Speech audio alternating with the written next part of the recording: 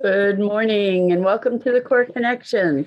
I'm Mira Rubin here with you on Enlightened World Network. And today's topic is unmasking the invisible. We had some technical difficulties yesterday. Looks like we're having technical difficulties today too. We're not showing up on Facebook. Oh boy, I don't know what to say about this. Anyway, I'm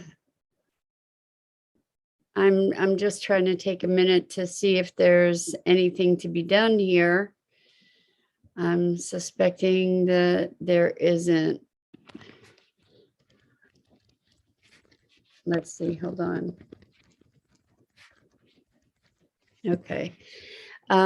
Yesterday, it seems that we were live on YouTube, but not Facebook. And today, again, not live on Facebook. So we've been having some technical issues and not quite clear about what we need to do to be correcting them. Oh, well. So anyway, what today's topic is about is, sorry, I'm a little thrown off here, just trying to navigate this and figure out what the problem is. And it's beyond me to do that at this moment. So we might make this morning brief because you can't be interacting with it, which is disappointing.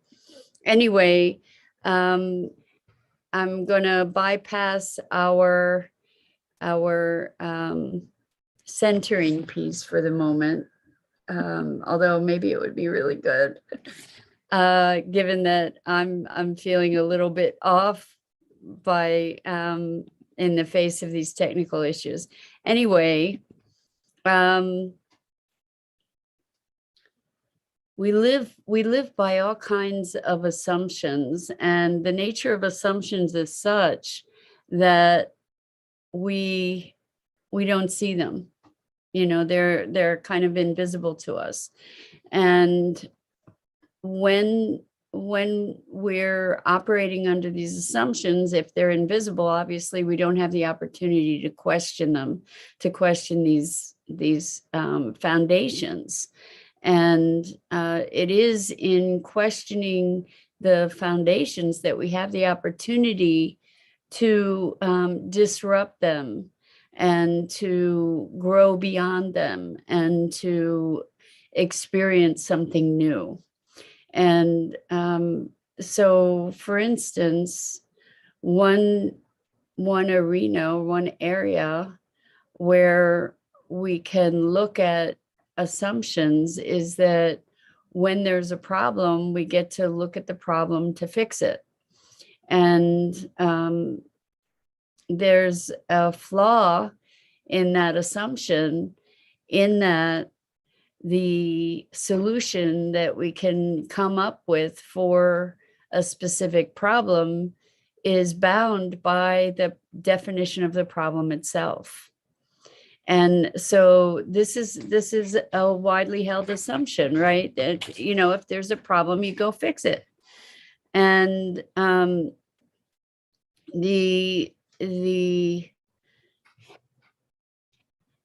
that's kind of a circular trap to be looking at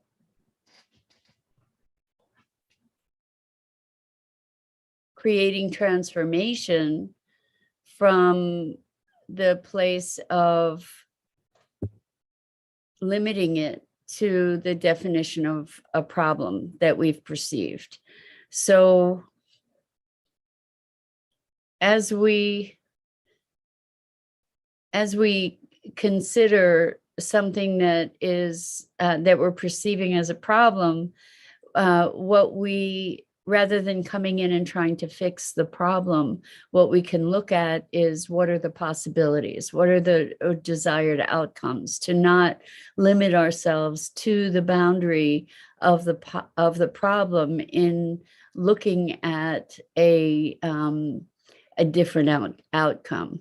And so it's an important and maybe both subtle and dramatic shift of mind to be shifting our focus from the problem to possibility.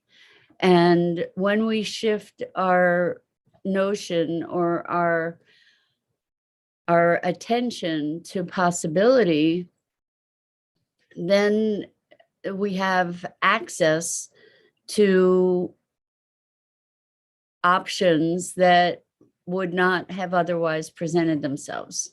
And we have access to choices that would be otherwise invisible. And so what this reminds me of is the conversation that was put together by an organization called the Hunger Project years and years ago. And the interesting thing here is, as I'm speaking this, the Hunger Project is defined by the problem, right? Just by the name of it. But what the Hunger Project was about was to create a new conversation about the possibility, or to create a context of possibility that everyone in the world could be well fed. And defining it as the Hunger Project kind of makes hunger persist, right, in its way.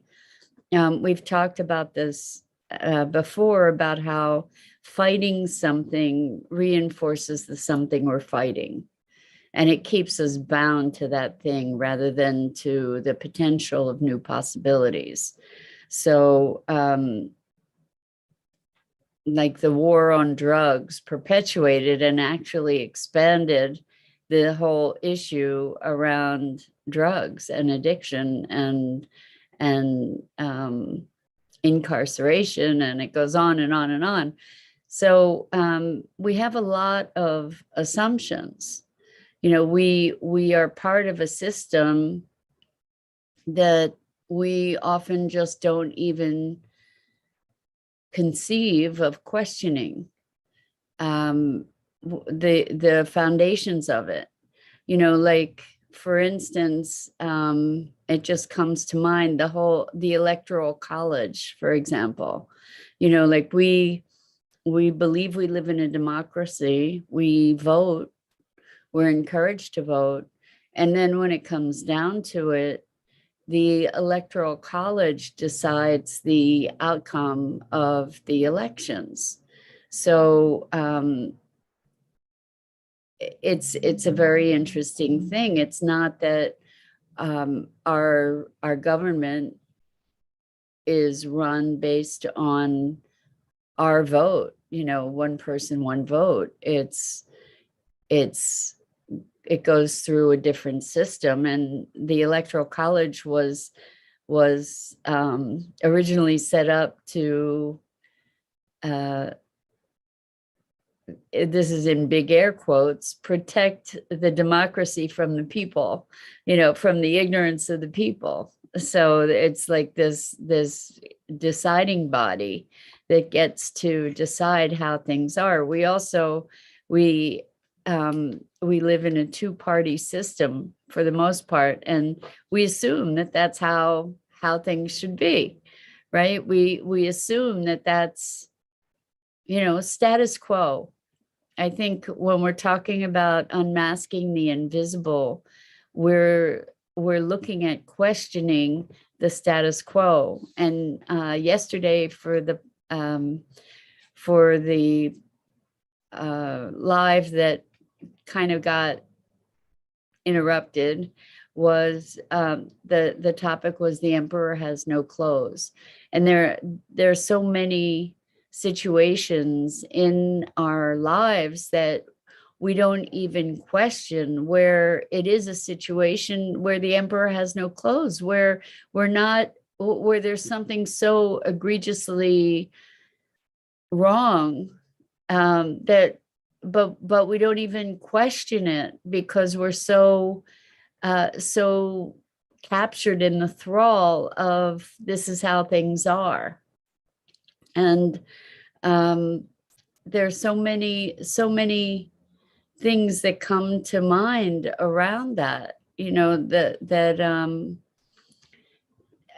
I was talking yesterday about the power of corporations. We've empowered corporations as people, and we've given them the right to pursue business at all costs. And that means at the cost of human life, at the cost of the wellness of nature, the wellness of communities, etc. So another really interesting challenge that's being posited is the rights of nature. And this is sort of an unmasking of the invisible. Like, we have lived on this planet in so many ways as parasites, where we have just extracted resources and used up whatever's available, like a parasite would, right? And to the point where we're killing off our host.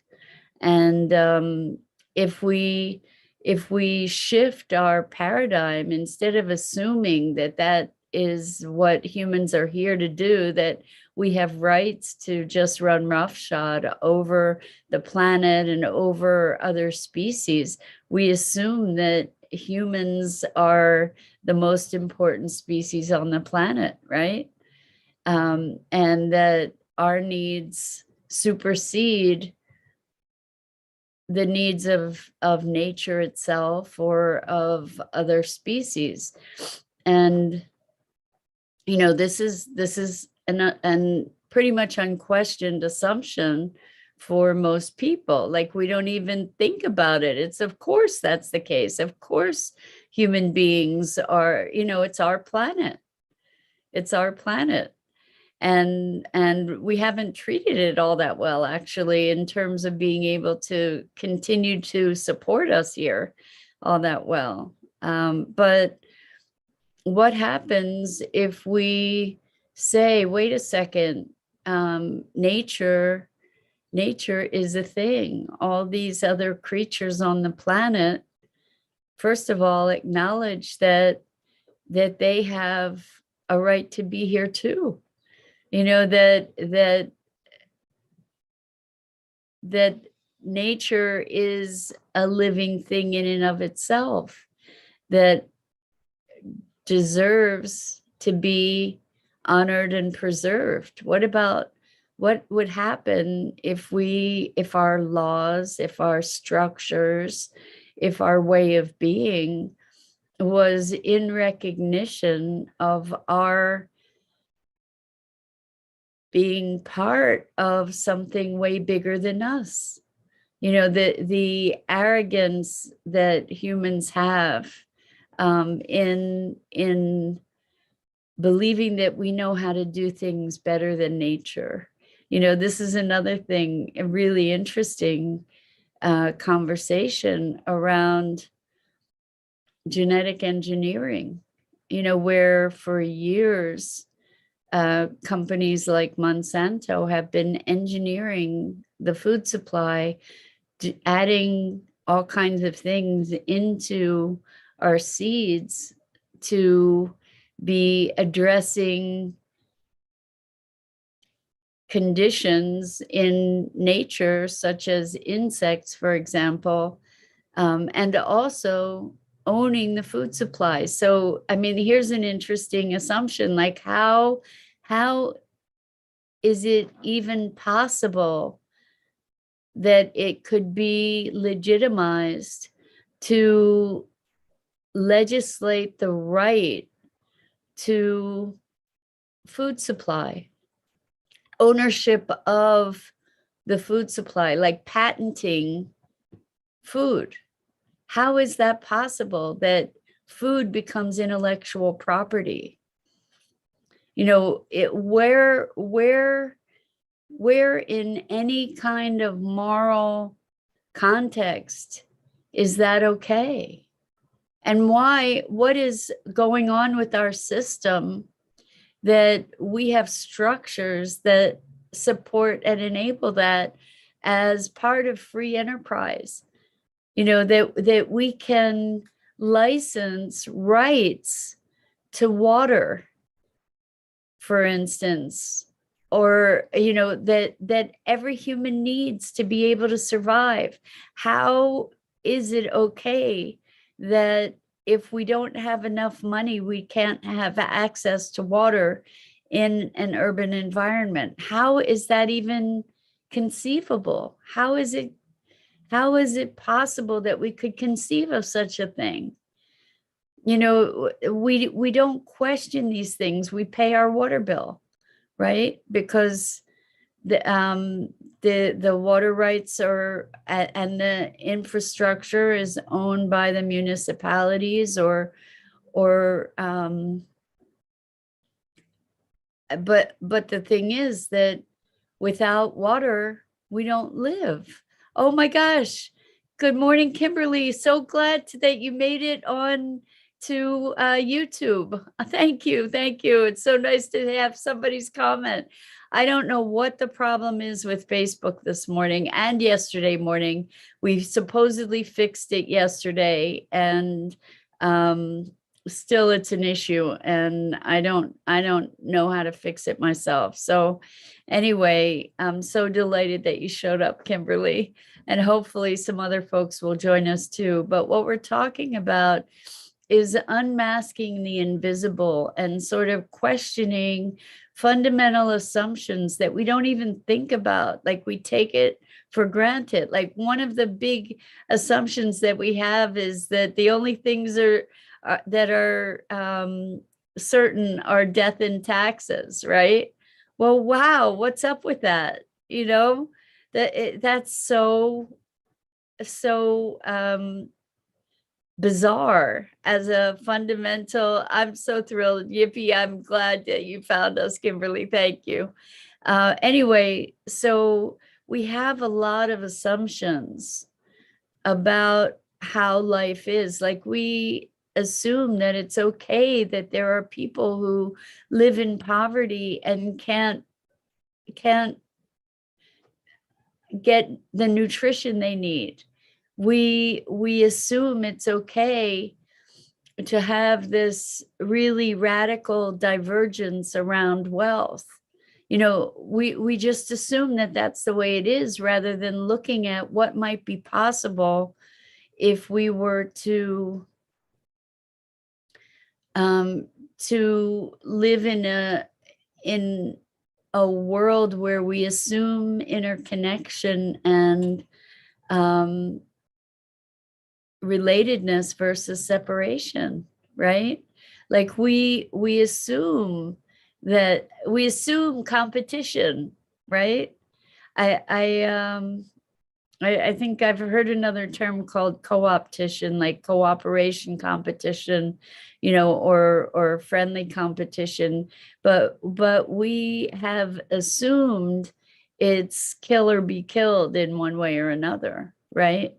That we've assumed the other, we've assumed that, or we've created structures based on these assumptions of separation and of opposition and win-lose, right? How about that assumption? The assumption that if I win, you lose. If you win, I lose.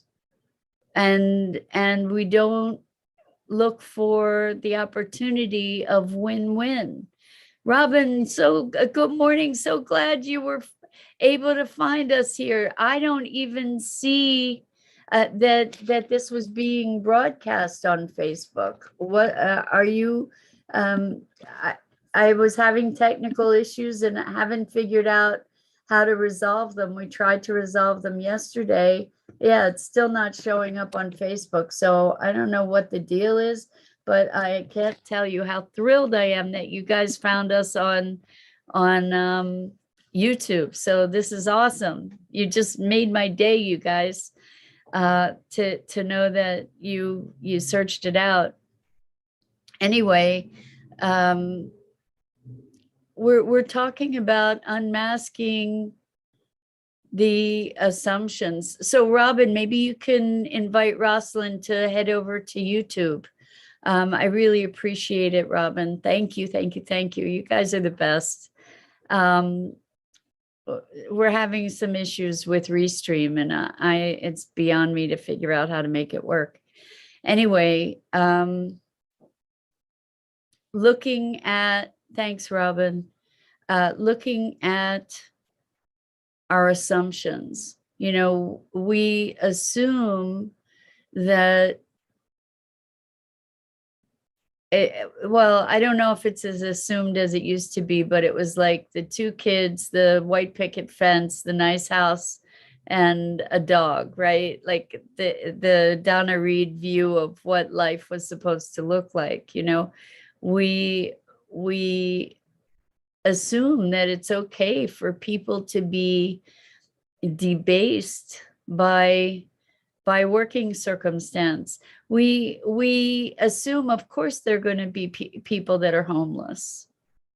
You know, how is it that we arrive at these kinds of assumptions? How is it that this is okay, that we have a viewpoint of all these assumptions? It's just craziness, really. When we think about, like, the thing that allows me to have money and somebody else to be homeless and not have that money or have a home, like, what's at the root of allowing that to be okay? It's that, well, it's survival of the fittest, which, by the way, is a misunderstanding of what fittest meant, what Darwin meant in terms of survival of the fittest. Is the definition of the fittest was the most adaptable, not the fiercest, but the most adaptable. And when we look at the structures that we've created and step back from those assumptions, we can see the absurdity of so much of how we live. How about TV and advertising? You know, how absurd is it that we're cultivated as consumers, you know, and that's our role. That at one point, one of the in recovering from horrible time economically, that the mandate or the call to the people for their patriotism was to go out and spend money. Like that's what our lives are about, is about buying stuff, you know, and owning stuff and accumulating stuff. So Robin says, some have reasons, some made the choices. So I don't disagree with you that there are some people that have made choices, no question. The thing is that most of us aren't even conscious about making those choices, you know, and also looking at the range of choices that we have and evaluating that range of choices. Sometimes the assumption that range of choices are the only choices that are available, that in and of itself is kind of a bizarro assumption. You know, so when we're unmasking the invisible, first we're making the invisible visible, and then we get to ask questions. And the thing is that within the paradigm that we reside, we don't typically entertain choices outside of what that paradigm provides for us, right? And so we don't even see how crazy it is that it's okay to go, for instance, to wipe out a species of animals, like deliberately to go wipe out wolves, for instance, to go, killing all the wolves, for example, because they're predators or they are create an inconvenience for humans, right? Well, the thing that's really interesting about wolves is that they are a I forget what the word is, but they're like a pivotal species that when the wolves were restored to Yellowstone, and you can see an amazing video about this, when the wolves were restored to Yellowstone, the rivers actually changed course ultimately, because the wolves were part of this whole cascade of ecological effects that ended up with richer soils, richer abundance of wildlife, which helped to pollinate and just create this much richer environment. And ultimately, because there were trees that were growing that hadn't been grown before, I think a part of it was because the deer had been eating all the saplings, and with the wolves there, the deer population stayed out of the area where the wolves were, so the trees were able to grow back, which gave them the ability to be holding on to the soil and making less erosion around the course of the river, so that the river course actually changed. It's I think the video might be called "How Wolves Change Rivers" or something like that. Really powerful thing to be talking about, all these different parts of a greater whole that we live in, that that our interventions impact, when we're looking at solving problems. We're looking at an isolated thing instead of the bigger picture, for example. So Robin says, I've worked in an area which has many homeless. It will humble your spirit. I reached out to one to give an option for assistance, and he didn't want to come off the street. That's powerful, Robin. And the truth is, I can, there's a headspace where I can imagine that there's a level of freedom, potentially. I mean, this might sound really twisted, and I hope nobody takes offense, but I can understand where there's a freedom to having, to living on the street, to having kind of no rules. And the other thing is that we become acclimated to our circumstance. So it's interesting. It would be very, very interesting to find out what was going on with that person who didn't want to come off the street. Because if you look at the rat race that so many of us live in, like, think of those words, rat race.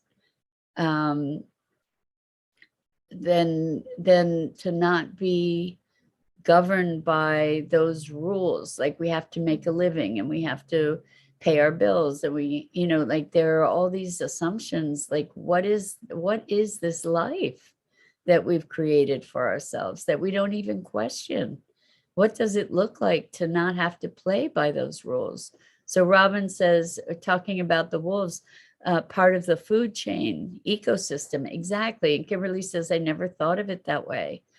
Yeah. So, I mean, like, there are so many things that we never think of that way, whatever that way is, like that we're so bound by the way things are that we don't imagine how they might be. And the thing that we get to understand is that the way that we live as human beings, with our cultures being built the way they are, with the cycle of never-ending growth, um, is not something that is sustainable. It is not something, even if we go to alternative energy, it is not a way that we are going to be able to persist on the planet. And look at the quality of life. So many of us are just purely miserable in this rat race of working to make money to pay bills so we can work and make money and pay bills. Kimberly says, I'm almost ready to downsize and live in a trailer. That's something I've been really looking at, Kimberly. I've been looking at that quite a lot, in fact, for a while. And Robin says, me too. There's when we stop perpetuating the hamster wheel, what might be available? When we start asking these questions, is like, what am I doing this for? Then we get to start looking at the broader world. We get to start looking at what's possible. And, you know, we're the cycles that we're in are so consuming that they kind of keep us locked in that cycle, not questioning, wait a second, you know, what might be possible instead of this? Like, is this life? Is this what life is about? And so that's the question for today, I guess. Um, I think I'm going to call it a morning. I'm so glad you guys found me on YouTube this morning. Yay. And I'm Mira Rubin. This is the Core Connection. I go live each weekday morning at 9 a.m. Eastern, usually on the Enlightened World Network Facebook page, but also on the Enlightened World Network YouTube channel. I agree with you, Robin, off grid, exactly. Anyway, I so appreciate your engagement in these conversations. I think they're important conversations for us to have. And to you too, Kimberly, lots of love. And until next time, hopefully we'll get the Facebook thing sorted. And so much love to you, and deep appreciation for your willingness to engage in these tough questions that I believe have the possibility of creating the world we would like to live in. So